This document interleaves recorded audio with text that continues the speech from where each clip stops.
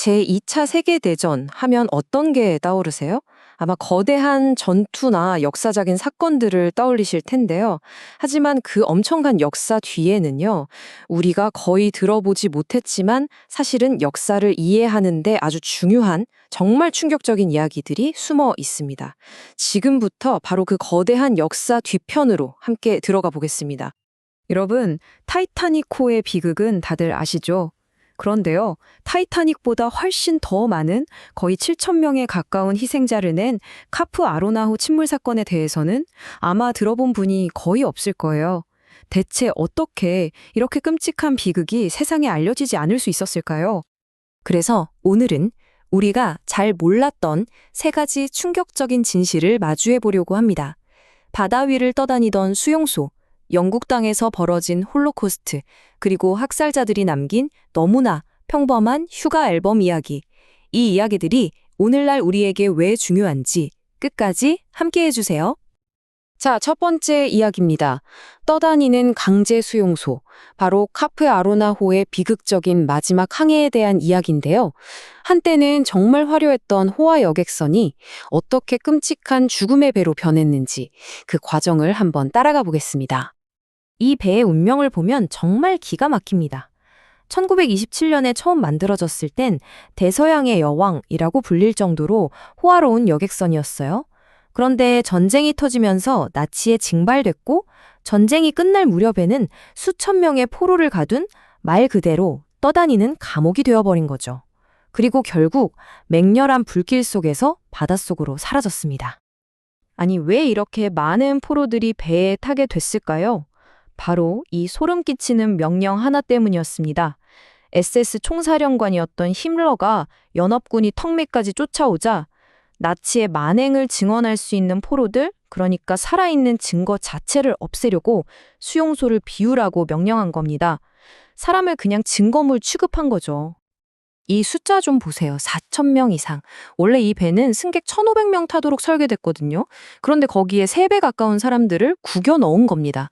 상상이 가시나요? 그 안은 정말 정어리 캔처럼 빽빽했고 사람들은 음식도 물도 없이 그냥 죽어가고 있었어요. 여기서 이 비극의 가장 큰 아이러니가 드러납니다. 이 카프 아로나호를 공격한 게 누군지 아세요? 바로 영국 공군이었습니다. 조종사들은 자신들이 해방시켜야 할 포로들이 배에 타고 있다는 건 꿈에도 몰랐어요. 노르웨이로 도망치는 나치 고위층을 공격하고 있다고 굳게 믿었죠. 해방군이 학살자가 되어버린 정말 끔찍한 순간이었습니다. 더 안타까운 건요, 이 비극을 막을 수도 있었다는 사실입니다. 공격이 있기 바로 전날 5월 2일에 영국 정보부는 이미 배에 포로들이 타고 있다는 척부를 입수했어요. 하지만 그 결정적인 정보가 어떤 이유에선지 조종사들에게 전달되지 않았고 바로 다음 날 이 끔찍한 오폭으로 이어진 겁니다. 그 결과는 정말 참혹했습니다. 카프 아로나호와 그 근처에 있던 다른 배들에서 목숨을 잃은 사람이 약 7천 명에 달합니다. 우리가 기억하는 타이타닉 희생자의 4배가 넘는 숫자예요. 그런데도 이 비극은 수십 년 동안 거의 알려지지 않았습니다. 당시의 혼란과 잔인함이 생존자 아들의 이 한마디에 다 담겨 있습니다. 불타는 배에서 탈출하려고 바다에 뛰어든 사람들은요, 배에 남아있던 SS 경비병들이 총으로 쏴 죽였습니다. 그런데 아이러니하게도 수영을 못해서 차마 바다에 뛰어들지 못했던 한 남자는 바로 그 때문에 목숨을 건질 수 있었죠. 자, 이제 두 번째 이야기로 넘어가 보겠습니다. 이건 정말 놀라운 사실인데요. 혹시 나치 강제 수용소가 영국 영토 안에 있었다는 거 알고 계셨나요? 프랑스 해안 가까이에 있는 채널 제도의 올더니 섬에서 벌어진 오랫동안 잊혔던 역사입니다. 이곳의 진실은 오랫동안 어둠 속에 묻혀 있었습니다. 1945년에 영국 정부는 공식적으로 사망자가 수백 명에 불과하다고 발표했어요. 하지만 최근 연구자들은 그 수가 최소 1,000명을 훌쩍 넘는다고 주장하고 있습니다. 80년 가까이 지난 지금도 진짜 희생자가 몇 명인지를 두고 치열한 싸움이 계속되고 있는 거죠. 영국 기록 보관소에 남아있는 한 생존자의 증언을 보면 그곳이 얼마나 끔찍했는지 생생하게 느낄 수 있습니다. 포로들은 굶주림 속에서 강제 노동에 시달렸고 그냥 일상적으로 이유도 없이 구타당해 죽어나갔어요. 가스실은 없었을지 몰라도 이곳은 명백한 절멸 수용소였습니다. 그런데 여기서 가장 큰 의문이 남습니다. 영국은 왜 수용소 책임자들을 붙잡아 놓고도 단 한 명도 제대로 처벌하지 않았을까요? 핵심 증거가 담긴 문서들은 사라져 버렸고, 일각에서는 영국 정부가 자국 영토에서 벌어진 참상을 의도적으로 덮으려 했다. 즉, 역사 세탁을 한 게 아니냐는 의혹까지 제기하고 있습니다. 마지막 이야기는 아마 오늘 이야기 중에 가장 심리적으로 충격적일 겁니다. 110만 명의 학살당한 아우슈비츠, 그곳에서 일했던 한 나치 장교가 남긴 개인 사진 앨범을 통해 우리는 악의 평범성이라는 것을 마주하게 됩니다. 이 앨범의 주인은 카를 회커라는 SS 장교입니다. 이 사람은 그냥 단순한 행정가가 아니었어요. 수백만 명을 죽음으로 몰고 간 독가스, 치클론 B의 수령증에 직접 서명했던 학살 시스템의 핵심 부품 같은 인물이었습니다. 그런데 그의 앨범에는 뭐가 담겨 있을까요? 학살의 증거 같은 게 아니에요.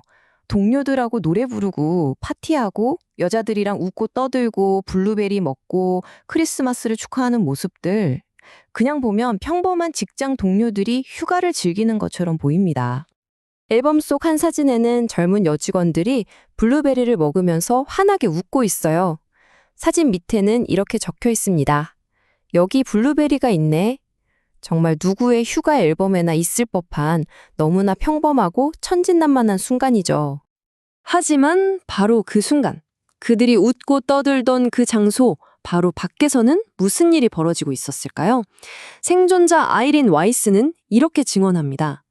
그들이 블루베리를 먹던 바로 그 시각에도 불과 몇 미터 떨어진 가스실 굴뚝에서는 밤낮으로 시신타는 불길이 치솟고 있었다고요. 이 극명한 대조, 이게 바로 이 앨범이 가진 진짜 공포입니다. 앨범 속 모든 웃음 뒤에는 바로 이 숫자가 숨어 있습니다.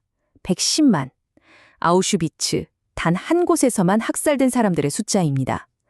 그들의 평범하고 즐거운 일상은 이 110만 명의 죽음 위에서 아무렇지 않게 이루어지고 있었던 겁니다. 자, 그렇다면 침몰한 배, 숨겨진 수용소, 그리고 학살자의 앨범까지 이 세 가지 끔찍한 이야기들이 오늘날 우리에게 대체 뭘 말해주고 있는 걸까요? 이건 그냥 지나간 과거의 일이 아닙니다.